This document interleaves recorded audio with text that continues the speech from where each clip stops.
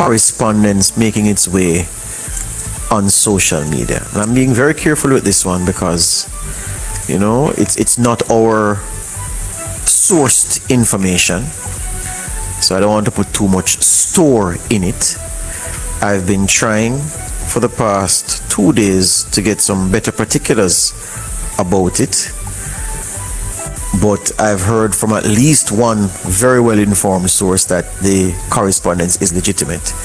I'm limited in what I can say about it, given the way the law is structured, and those of you who don't believe that NNN respects laws when it comes to what we publish, we actually do. Yeah?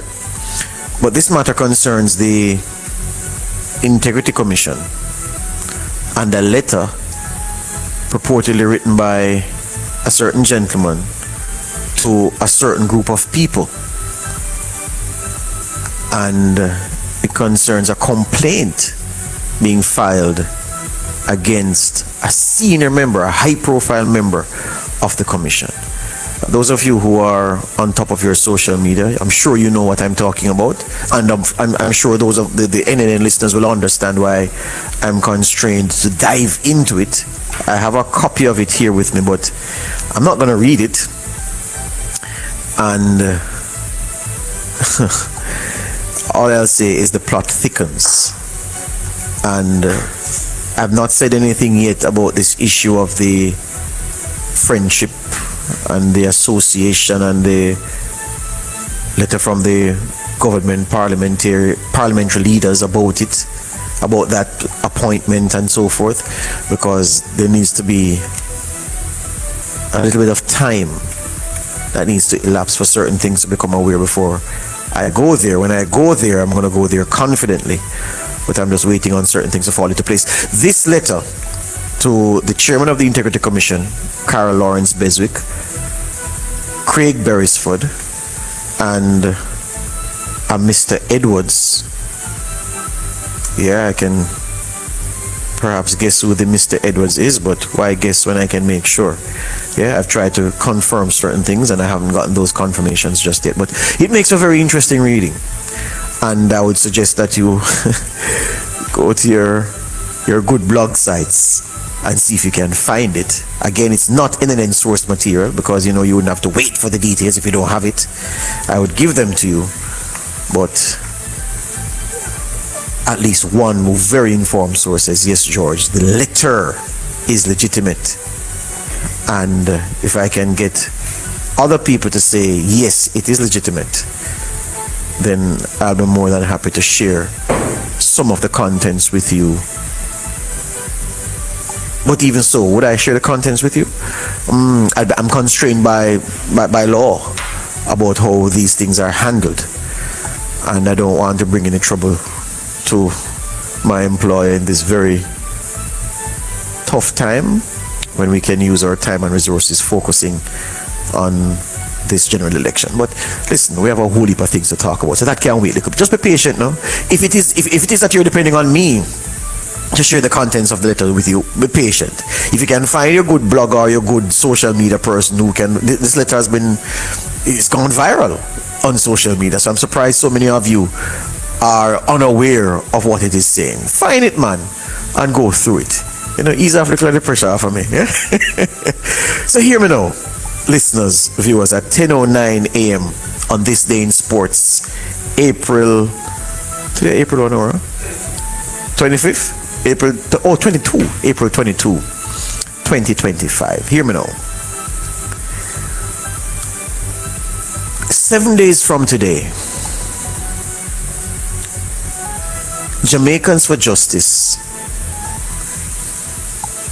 will organize themselves and their supporters into what they've advertised as a peaceful protest against police abuses.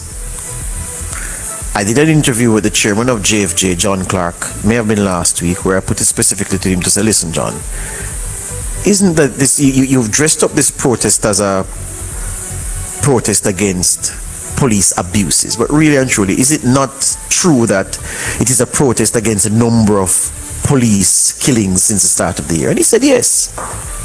And Clark said, yes, maybe George, I could have used language like the journalist should have used, but pretty much that's what it is. So I said, okay.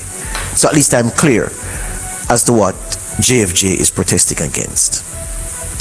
And from very early, after the JFJ flyer started circulating, people within the JCF were reaching out to me to express outrage at this move by Jamaicans for Justice. And I learned very early that there was a counter measure being planned, not a counter protest, but that, people who are supporting the police and their work would wear blue in solidarity with the police, the men and women in blue, the boys and girls in blue. Well, not girls, but you get the idea.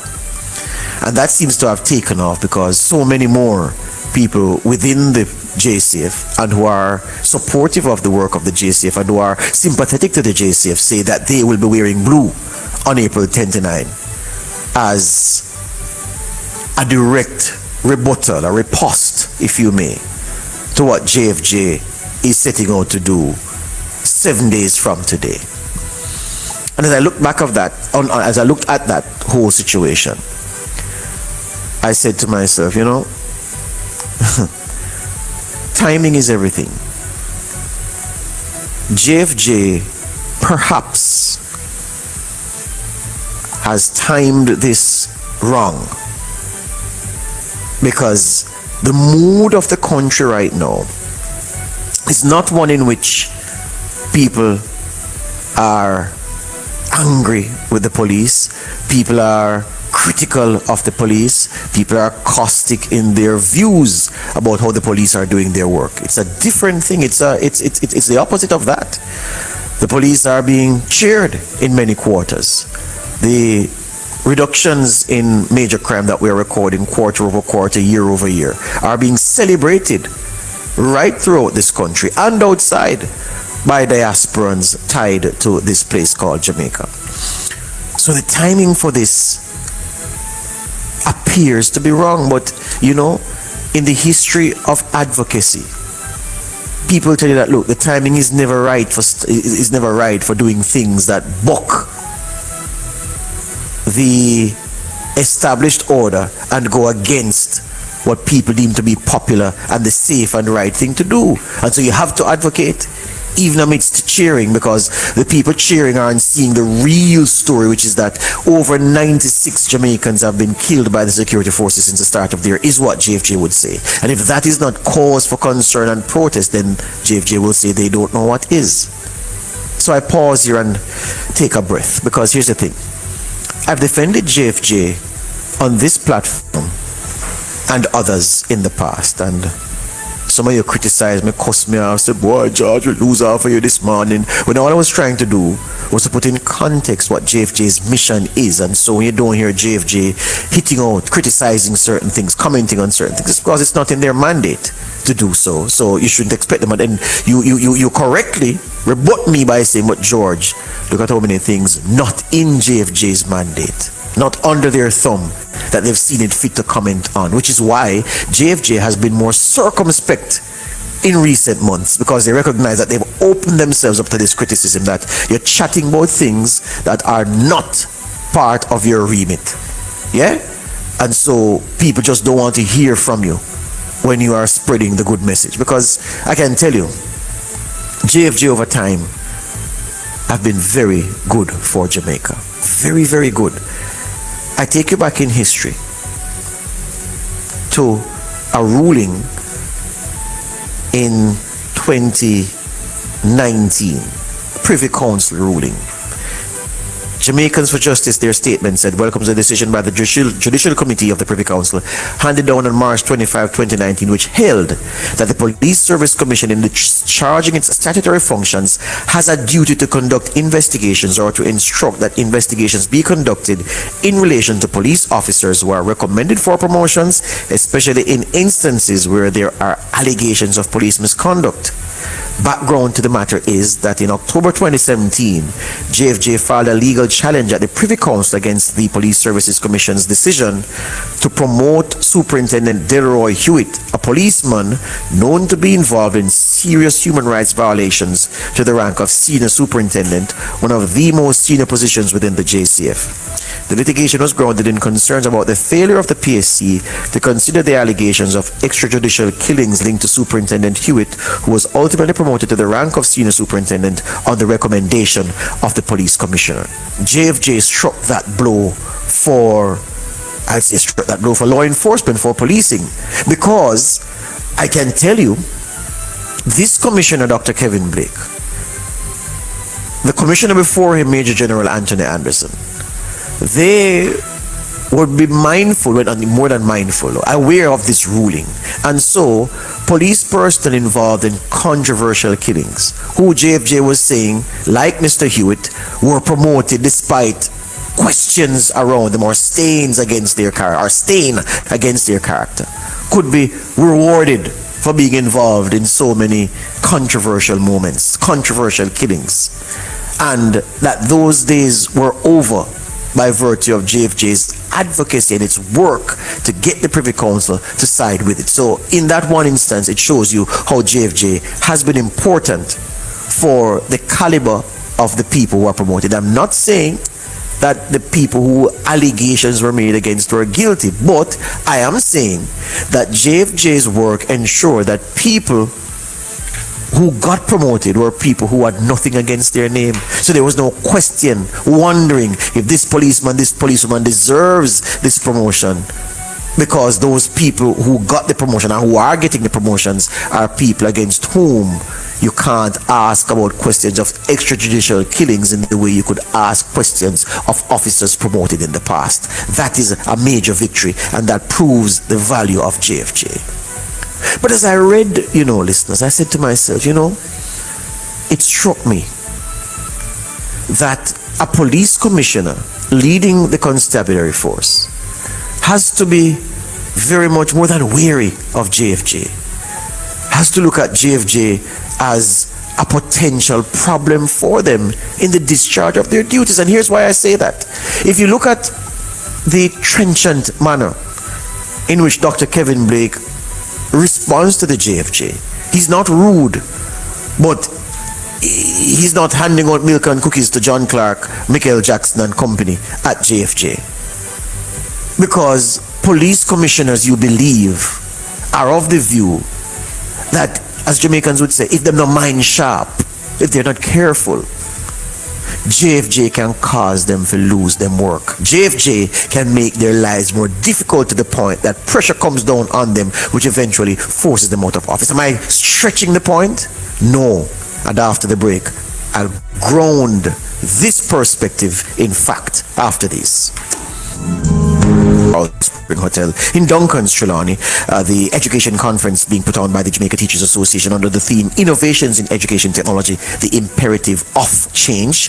And we are set to speak with some heavy hitters over the course of the morning into the afternoon. I'm talking about JFJ and the police, and a relationship that police commissioners in the past have treated very skeptically because of the influence that JFJ has had on their work, and how the destabilization of the management of crime coupled with the criticism of JFJ has caused these police commissioners to leave office in a manner that they wouldn't have been satisfied with looking back. All right?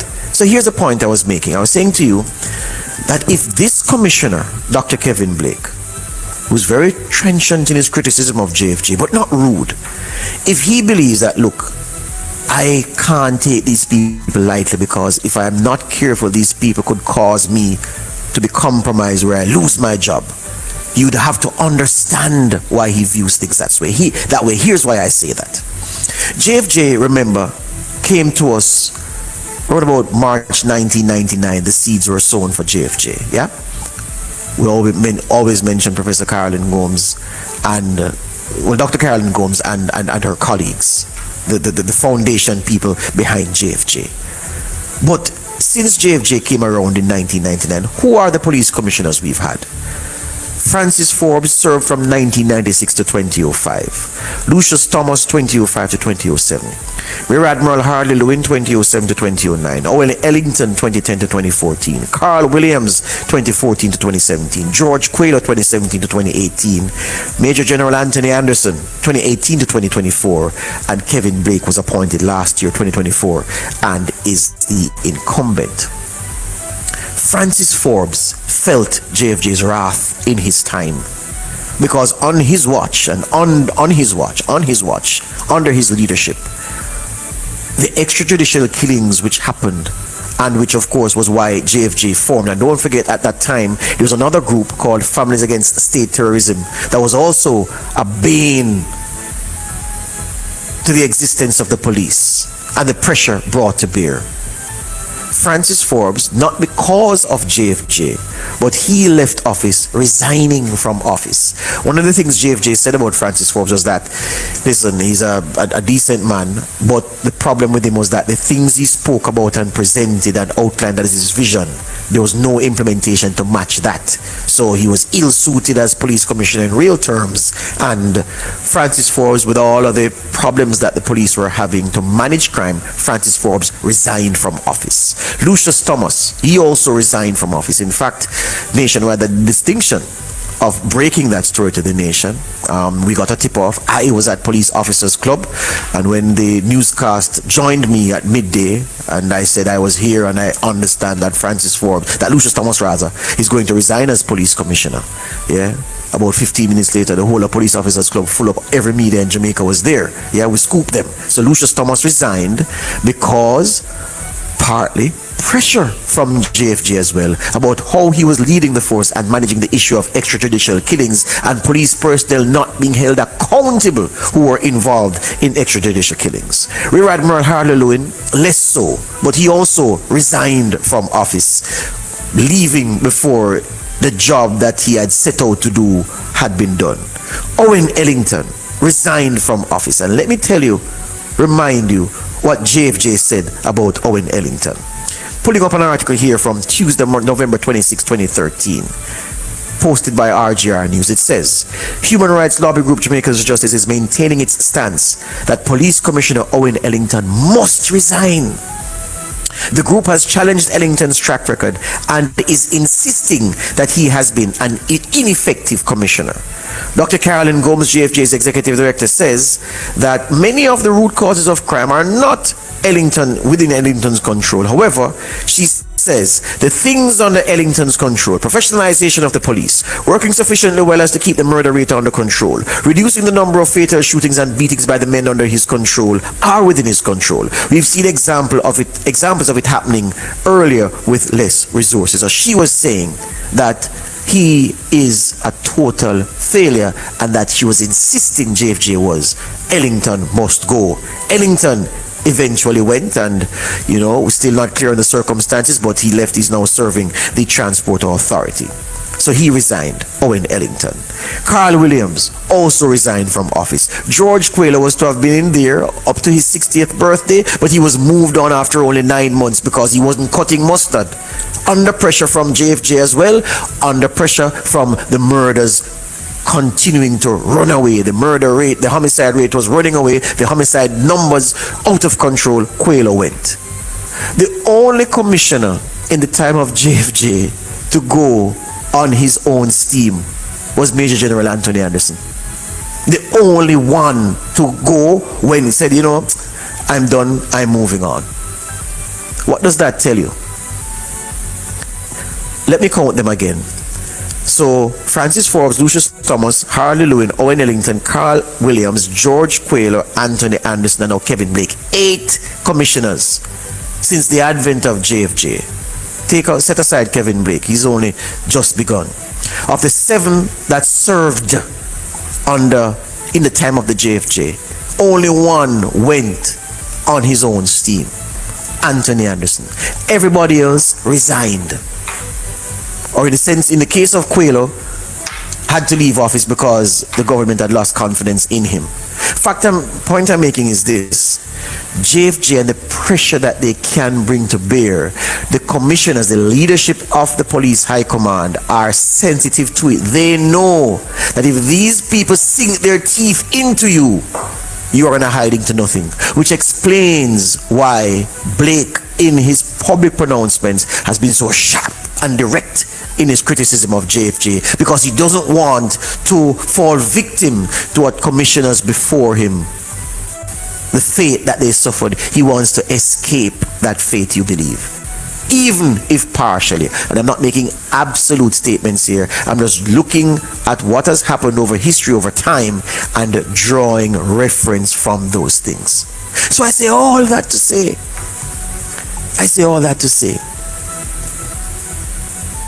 that JFJ is tackling the police in this manner at this time, when, unlike what Carolyn Gomes said in 2013, the professionalism of the police force is not in question. That's fixed and being fixed. The issue of managing resources available, not an issue. 7 billion has been spent on the JCF and national security broadly over the past 2 to 2.5 years. Blake and company are doing well with the resources that they've given, the mobility, all of those things. So those are no longer points of attack for JFJ. It comes down to the number of so-called admin that have been killed by the police in confrontations or in interactions. What is the appetite of the public for JFJ's advocacy along this line at this time? It's very low. But advocates have to be brave, as I said at the top. Some of the greatest advocates and the greatest advocacy has happened at a time when the public wasn't calling for that kind of agitation. But the advocates could see down the road the danger of something settling in, and they took action to cause a diversion of course. Is that JFJ's mission at this time, is the question?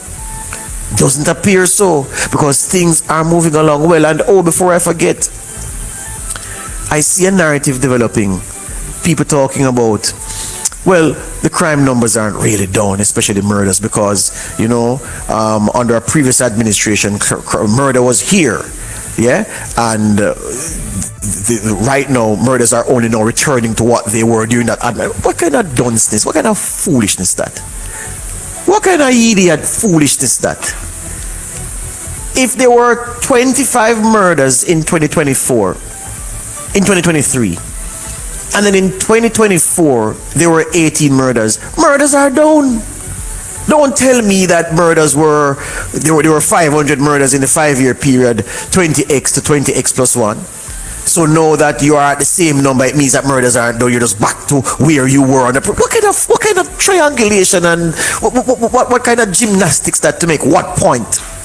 You're talking about people's lives. You can't measure homicides the same way you measure anything else. You can't measure it the same way you do economic growth. You're not talking about value added in GDP. You're talking about lives. So don't tell me that under this administration, there were X number of murders, and the fact that we've only just gone back to that trajectory means that there's been no decline in murder, so we shouldn't celebrate anything. Rubbish. Absolute rubbish. And for the people who don't want to credit the government in office for the decline in major crimes, especially murder, it's not necessary to quarrel with them, because they have a political agenda. So when people have a political agenda and it's clear to you, make no next makes sense to beat up your gum, because you understand why they're saying what they're saying. Yeah? So the police deserve the credit, of course. And the citizenry have a police force that they can be more confident in and share more information with.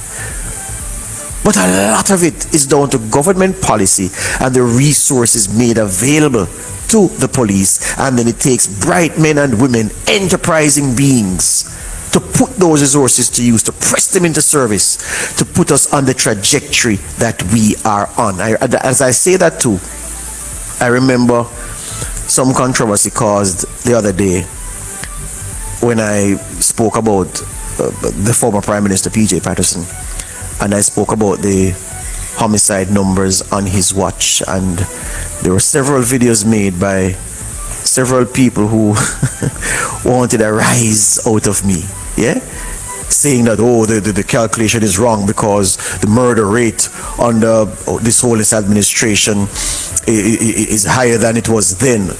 And I laughed to myself and said, what a set of functional illiterates. I said nothing during my commentary about PJ Patterson about murder rate. I spoke about homicide numbers. And I don't think there's anybody on this chat that I need to tell the difference between a homicide, a murder rate, and a homicide number. So if the year finishes and 1,200 people were murdered, that's the homicide number. 5 per 100,000, 15 per 100,000, that's a rate. I spoke nothing about rate. And at the time I spoke, I was dead right with what I said about the homicide numbers, and I must listen. So I see people doing all kind of calculations and ratio and doing all kind of things, moving decimal place all about. Me never calculate no rate. I said homicide numbers. So I'm saying the homicide numbers among the basket of things in the major crimes category moving in the right direction. Government policies to be credited. The police deserve all the credit as well, alongside the government, and the citizenry takes a significant share of the plaudits for that. And as I go to the break, I say this: JFJ, timing is everything. There are many of us who support you and your work. There are many of us who are sympathetic to your cause, and many of us who, boy, we feel away when we see the people them cuss and criticize them, but on the back broad, and I am, and without equivocation, I am a supporter of Jamaicans for Justice. Yes, I am. I'm also a massive supporter of the police. Absolutely massive supporter of the police. As somebody in the chat said, boy, when trouble come, call John Clark or Michael Jackson, call 119. And that is true. But not because we call 119. We must believe that anything that exists to hold the police to account should be criticized and should be run out of town, looking the wrong way on a jackass. I'm just saying, JFJ, timing is everything. And look like the boy on the time that when they're wrong. Is my perspective. Break time, more.